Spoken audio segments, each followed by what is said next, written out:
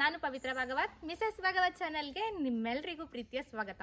ಬೆಳಿಗ್ಗೆ ಎದ್ದ ತಕ್ಷಣ ದಿನವನ್ನ ಸ್ಟಾರ್ಟ್ ಮಾಡ್ಲಿಕ್ಕೆ ಇರಬಹುದು ಅಥವಾ ಸಂಜೆಯ ಹೊತ್ತಿಗೆ ಕೆಲಸದ ಒತ್ತಡವನ್ನ ಕಡಿಮೆ ಮಾಡಿಕೊಂಡು ಮನಸ್ಸಿಗೆ ಉಲ್ಲಾಸವನ್ನ ನೀಡಲಿಕ್ಕೆ ಇರಬಹುದು. ತುಂಬಾ ಜನರಿಗೆ ಬೇಕೇ ಬೇಕು ಒಂದು ಒಳ್ಳೆಯ ಕಾಫಿ. ಇವತ್ತು ನಾನು ಕೂಡ ಒಂದು ಬೆಸ್ಟ್ ಫಿಲ್ಟರ್ ಕಾಫಿಯ ಜೊತೆಗೆ ಬಂದಿದ್ದೇನೆ.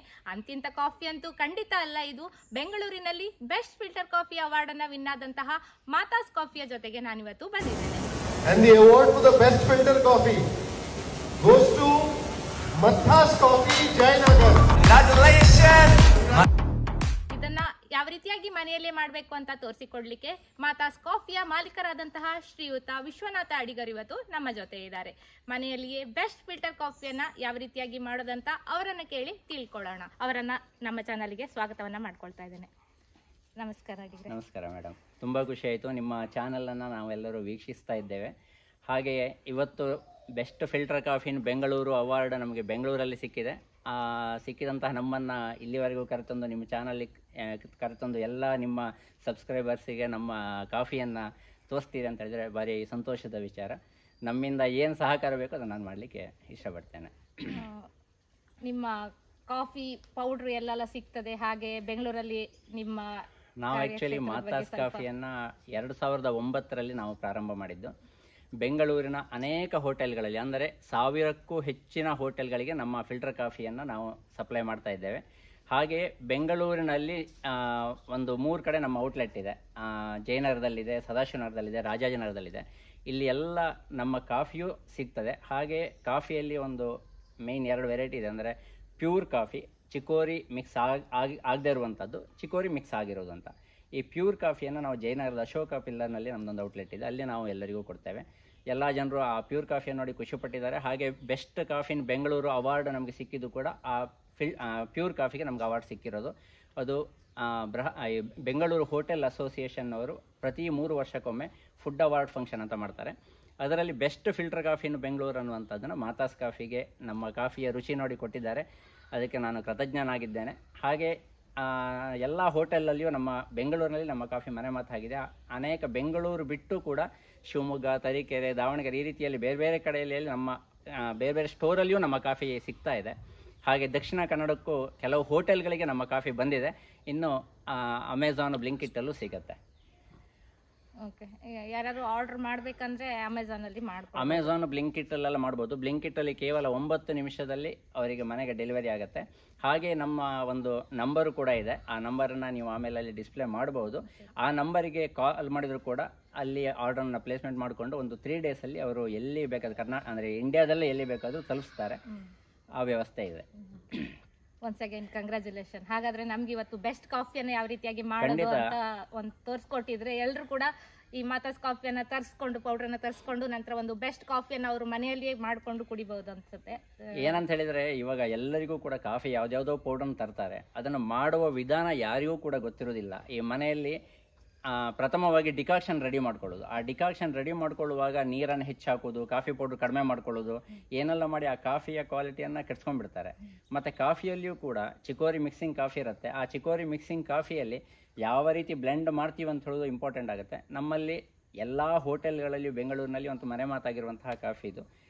ಅದರಿಂದ ಒಳ್ಳೆಯ ಕಾಂಬಿನೇಷನಲ್ಲಿ ನಾವು ಸೀಡ್ಸನ್ನು ಹಾಕಿಬಿಟ್ಟು ಇದನ್ನು ಮಾಡಿರುವಂಥದ್ದು 80-20 ಅಂತ ಇದೆ. ಅದು ನಿಮಗೆ ಮನೆಯಲ್ಲಿ ಹೋಮ್ ಬ್ಲೆಂಡಿಗೂ ಕೂಡ ಒಳ್ಳೆ ಉತ್ತಮವಾದಂತಹ ಕಾಫಿ. ಹಾಗೆ ನಮ್ಮ ಅನೇಕ ಕ್ಯಾಟ್ರಿಂಗ್ ಸರ್ವಿಸಸ್ಸಲ್ಲೂ ಕೂಡ ನಮ್ಮದೇ ಆದಂತಹ ಒಂದು ಅಲ್ಲಿ ಕ್ಯಾಟ್ರಿಂಗ್ ಸರ್ವಿಸ್ ಇದೆ. ಅಲ್ಲಿ ನಮ್ಮವರೇ ಹೋಗಿ ಕಾಫಿ ಪ್ರಿಪೇರ್ ಮಾಡಿ ಕೊಡೋದು. ಈಗ ಮದುವೆ ಸಮಾರಂಭ ಇರ್ಬೋದು, ಬೇರೆ ಬೇರೆ ಶುಭ ಸಮಾರಂಭಗಳಲ್ಲೆಲ್ಲ ನಮ್ಮದೇ ಆದಂಥ ಕೌಂಟರ್ನಲ್ಲೇ ಇರ್ತಾರೆ. ಅಲ್ಲಿಯೂ ಕೂಡ ಎಲ್ಲ ನಮ್ಮ ಕಾಫಿಯನ್ನು ಕುಡಿದು ಎಲ್ಲರಿಗೂ ಇಷ್ಟ ಆಗಿದೆ. ಅಲ್ಲಿಯೆಲ್ಲ ಕಾಫಿ ಕೇಳ್ತಾರೆ. ಹಾಗೆ ಈಗ ಬ್ಲಿಂಕಿಟ್, ಅಮೆಝಾನಲ್ಲೆಲ್ಲ ಬಂದಿದೆ. ಇಲ್ಲ ಡೈರೆಕ್ಟಾಗಿ ಆರ್ಡರ್ ಮಾಡಿದ್ರು ಕೂಡ ನಾವು ತಲುಪಿಸ್ತೇವೆ. ಮೊದಲು ಡಿಕಾಕ್ಷನ್ನ ನೀಟಾಗಿ ರೆಡಿ ಮಾಡಿಕೊಂಡು ಹಾಲು, ಸಕ್ಕರೆ ಎಲ್ಲವನ್ನು ಮಿಕ್ಸ್ ಸರಿಯಾಗಿ ಮಾಡಿಕೊಂಡ್ರೆ ಒಳ್ಳೆ ಕಾಫಿಯನ್ನು ದಿನ ಬೆಳಿಗ್ಗೆ ಕುಡಿಬಹುದು. ಓಕೆ, ಹಂಗಾದ್ರೆ ನಮ್ಗೀಗ ಅದನ್ನ ಯಾವ ರೀತಿಯಾಗಿ ಮಾಡೋದಂತ ತೋರಿಸ್ಕೊಡಿ. ನಮ್ಮ ವೀಕ್ಷಕರು ಕೂಡ ಮನೆಯಲ್ಲಿ ನಿಮ್ಮ ಕಾಫಿ ಪೌಡರನ್ನು ತರಿಸ್ಕೊಂಡು ಮನೆಯಲ್ಲಿ ಒಳ್ಳೆ ಬೆಸ್ಟ್ ಕಾಫಿಯನ್ನ ಮಾಡಿ ಸವಿರ್ತಾರೆ. ಖಂಡಿತ. ನಾನು ನಿಮಗೆ ಇಬ್ಬರೇ ಮನೇಲಿದ್ರೆ ಎಷ್ಟು ಮಾಡಬೇಕು, 4 ಜನ ಇದ್ದರೆ ಹೇಗೆ ಮಾಡಬೇಕು, 6 ಜನ ಇದ್ದರೆ ಹೇಗೆ ಮಾಡಬೇಕು, ಈ ರೀತಿ ಹೇಳ್ತೀನಿ. ಅದೇ ಕಾಂಬಿನೇಷನಲ್ಲಿ ಮಾಡಿದರೆ ನಮ್ಮ ಫಿಲ್ಟರ್ ಕಾಫಿಯನ್ನು ನೀವೇ ಆರ್ಡರ್ ಮಾಡಿ ಕುಡೀರಿ. ಅದರ ಫೀಡ್ಬ್ಯಾಕನ್ನು ಕೂಡ ಅಲ್ಲಿ ಹೇಳಿ ಹೇಗಿದೆ ಅಂತ ಹೇಳ್ಕೊಂಡು. ತುಂಬ ಧನ್ಯವಾದ. ಹಾಗಾದರೆ ಇವತ್ತಿನ ಈ ಬೆಸ್ಟ್ ಕಾಫಿಯನ್ನು ಯಾವ ರೀತಿಯಾಗಿ ಮಾಡೋದಂತ ನೋಡೋಣ ಬನ್ನಿ. ಕಾಫಿ ಪೌಡ್ರನ್ನ ಫಿಲ್ಟ್ರಿಗೆ ಹಾಕೋದಕ್ಕಿಂತ ಮುಂಚೆ ಒಮ್ಮೆ ಬಿಸಿ ಮಾಡ್ಕೊಳ್ಳಿ. ಅಕಸ್ಮಾತ್ ಏನಾದರೂ ಕಾಫಿ ಪೌಡ್ರು ಅದರಲ್ಲಿ ಸಿಕ್ಕಾಕೊಂಡಿದ್ರೆ ಬಿದ್ದೋಗುತ್ತೆ. ಮನೆಯಲ್ಲಿ ಇವಾಗ ಇಬ್ಬರಿದ್ದರೆ ಬೆಳಗ್ಗೆ 2 ಕಾಫಿ ಕುಡಿದು ನಂತರ ತಿಂಡಿ ಆದಮೇಲೆ ಮತ್ತೆ 2 ಕಾಫಿ ಮಾಡಲಿಕ್ಕೆ, ಈಗ 4 ಕಾಫಿ ರೆಡಿ ಮಾಡಲಿಕ್ಕೆ 100 ml ವಾಟರ್ನ ಮೊದಲು ನೀವು ಬಿಸಿ ಮಾಡಿಕೊಳ್ಬೇಕು. ಮಾತಾಸ್ ಕಾಫಿಯ 80-20 ಅಂತ ಬ್ಲೆಂಡ್ ಇದು ಗೋಲ್ಡ್ ಅಂತ ಇದೆ. 80% ಕಾಫಿ, 20% ಚಿಕೋರಿದೆ ಇದರಲ್ಲಿ. ಇದನ್ನು ಇವತ್ತು ಮಾಡೋದು ಹೇಗೆ ಅಂತೇಳಿ ನಾನು ಹೇಳ್ತೇನೆ ನಿಮಗೆ.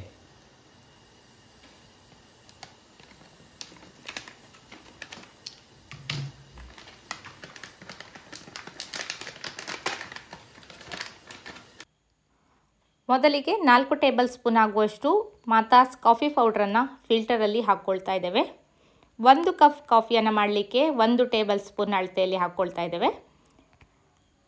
ಈ ಪೌಡ್ರನ್ನು ಆರ್ಡ್ರ್ ಮಾಡಬೇಕು ಅಂದರೆ ಕೊಟ್ಟಿರುವ ನಂಬರಿಗೆ ಕಾಲ್ ಮಾಡಿ, ಅಥವಾ ಬ್ಲಿಂಕಿಟ್ಟನ್ನು ನೀವು ಯೂಸ್ ಮಾಡ್ಬೋದು ಬೆಂಗಳೂರಿನಲ್ಲಿರುವವರಾದರೆ, ಅಥವಾ ಅಮೆಝಾನಲ್ಲಿ ಕೂಡ ನೀವು ಆರ್ಡ್ರ್ ಮಾಡ್ಬೋದು. ಇಲ್ಲಿ ಕಾಫಿ ಲೆವೆಲ್ಲರ್ ಏನಿರ್ತದೆ ಅದನ್ನು ನಾವು ಬಳಸ್ತಾ ಇಲ್ಲ. ಅದನ್ನು ಹಾಕಿದರೆ ಕಾಫಿ ಡಿಕಾಕ್ಷನ್ ನಿಧಾನಕ್ಕೆ ಇಳಿತದಂತೆ, ಇಲ್ಲ ಅಂದರೆ ಸ್ವಲ್ಪ ಬೇಗನೆ ಇಳಿತದೆ. ನಿಮಗೆ ನಿಧಾನಕ್ಕೆ ಇಳಿಬೇಕು ಅಂದರೆ ಅದನ್ನು ಇಟ್ಟು ನೀರನ್ನು ಹಾಕ್ಕೊಳ್ಳಿ. ಹಾಗೆ ಕಾಫಿ ಪೌಡ್ರ್ ಪ್ಯಾಕನ್ನು ಒಡೆದ ತಕ್ಷಣ ಅದರ ಪುಡಿಯನ್ನು ಒಂದು ಏರ್ಟೈಟ್ ಡಬ್ಬದಲ್ಲಿ ಹಾಕಿ ಇಡಿ. ಆಗ ಅದರ ಪರಿಮಳ ಹಾರಿ ಹೋಗೋದಿಲ್ಲ. ಫ್ರೆಶ್ ಆದ ಕಾಫಿಯನ್ನು ಪ್ರತಿನಿತ್ಯ ಸವಿಬಹುದು. ನೀರು ಕುದೀತಾ ಇದೆ, ಹಾಕ್ತಾ ಇದ್ದೇನೆ.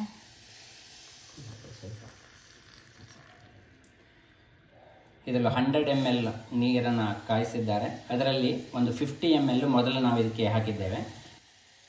ಇನ್ನೊಂದು 5 ನಿಮಿಷ ಬಿಟ್ಟು ಮತ್ತೆ ಉಳಿದಿದ್ದನ್ನು ಹಾಕಬೇಕಂತೆ.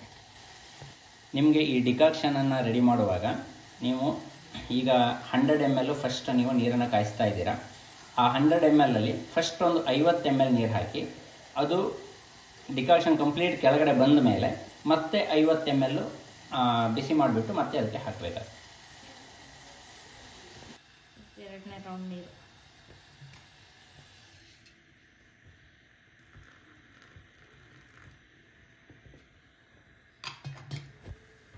ಈಗ 3ನೇ ಬಾರಿ ಮತ್ತೆ 50 ml ಆಗುವಷ್ಟು ನೀರನ್ನು ಹಾಕ್ಕೊಳ್ತಾ ಇದ್ದೇವೆ.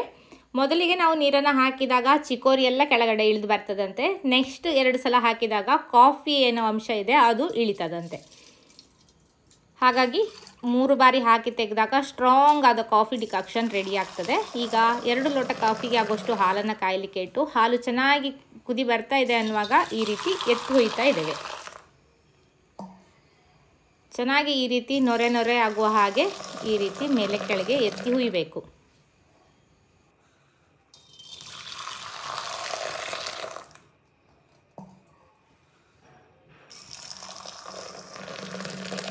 ಹೋಟೆಲಲ್ಲಿ ಸಿಗುವ ಕಾಫಿ ಹೀಗೆ ನೊರೆ ಭರಿತವಾಗಿ ಇರ್ತದೆ ಅಲ್ವಾ? ಈಗ ಮತ್ತೆ ಪುನಃ ಬಿಸಿ ಆಗಿದೆ. ಈಗ ಇದಕ್ಕೆ ಸಕ್ಕರೆಯನ್ನು ಹಾಕ್ಕೊಳ್ತಾ ಇದ್ದೇವೆ. 1 ಕಪ್ಪಿಗೆ 1 ಟೀ ಸ್ಪೂನ್ ಅಳತೆಯಲ್ಲಿ 2 ಕಪ್ಪಿಗೆ 2 ಟೀ ಸ್ಪೂನ್ ಸಕ್ಕರೆಯನ್ನು ಹಾಕಿದ್ದೇವೆ. ಗ್ರಾಮ್ ಲೆಕ್ಕದಲ್ಲಾದರೆ 1 ಕಪ್ಪಿಗೆ 6 ಗ್ರಾಮ್ ಆಗುವಷ್ಟು ಸಕ್ಕರೆಯನ್ನು ಹಾಕ್ಕೊಳ್ಬೇಕಂತೆ. ನಂತರ ಪುನಃ ಇದನ್ನು ಚೆನ್ನಾಗಿ ಎತ್ತಿ ಹುಯ್ಬೇಕು. ಈ ರೀತಿ 1-2-3 ಬಾರಿ ಎತ್ತಿ ಹುಯ್ದು ಮತ್ತೆ ಪುನಃ ಬಿಸಿ ಮಾಡಬೇಕು. ಆಗ ಕಾಫಿ ಚೆನ್ನಾಗಿ ಬಿಸಿ ಬಿಸಿಯಾಗಿ ಇರ್ತದೆ. ಈಗ ಡಿಕಾಕ್ಷನನ್ನು ಹಾಕ್ಕೊಳ್ತಾ ಇದ್ದೇವೆ ಮಗ್ಗಿಗೆ. ಒಮ್ಮೆ ಡಿಕಾಕ್ಷನನ್ನು ಮಾಡಿಕೊಂಡ್ರೆ ನಮ್ಮ ಊರ ಕಡೆ ಅಂದರೆ ಉಡುಪಿ ಕುಂದಾಪುರದ ಕಡೆ ಎಲ್ಲ ಬೇಗ ಹುಳಿ ಬರ್ತದಲ್ಲ, ಹಾಗಾಗಿ ಒಂದು 3-4 ಗಂಟೆ ಒಳಗೆ ಡಿಕಾಕ್ಷನನ್ನು ಖಾಲಿ ಮಾಡಬೇಕಂತೆ. ಹೋಟೆಲೆಲ್ಲ ಸೀಕ್ರೆಟ್ ಇರೋದೇ ಈ ಡಿಕಾಕ್ಷನ್ನಲ್ಲಿ ಅಂತಲೇ ಹೇಳ್ತಾ ಇದ್ರು ಅವರು. ಫ್ರೆಶ್ ಆಗಿರುವ ಡಿಕಾಕ್ಷನ್ ಇದ್ದಷ್ಟು ಕಾಫಿ ಕೂಡ ಫ್ರೆಶ್ ಆಗಿ ತುಂಬಾ ಪರಿಮಳ ಭರಿತವಾಗಿರ್ತದೆ ಅಂತ ಹೇಳಿದ್ದಾರೆ. ಪರಿಮಳ ಈಗಲೇ ಬರ್ತಾ ಇದೆ, ಚೆನ್ನಾಗಿ ಕಾಫಿ ಮಿಕ್ಸ್ ಆಗಿದೆ. ಮೇಲ್ಗಡೆ ಮತ್ತೆ ಸ್ವಲ್ಪ ನೊರೆಯನ್ನು ಮಾಡಿ ಮೇಲ್ಗಡೆಯಿಂದ ಹಾಕಿ ಕೊಟ್ಟಾಗ ಅದನ್ನು ಎಷ್ಟು ಬೇಗ ನಾವು ಕಾಫಿಯನ್ನು ಕುಡಿತೇವೆ ಅಂತ ಅನ್ಸೋದಂತೂ ಗ್ಯಾರಂಟಿ. ನೋಡಿ ಎಷ್ಟು ಚಂದ ಕಾಣಿಸ್ತಾ ಇದೆ ಕಾಫಿ ಅಂತ. ಸೂಪರಾಗಿ ರೆಡಿಯಾಗಿದೆ.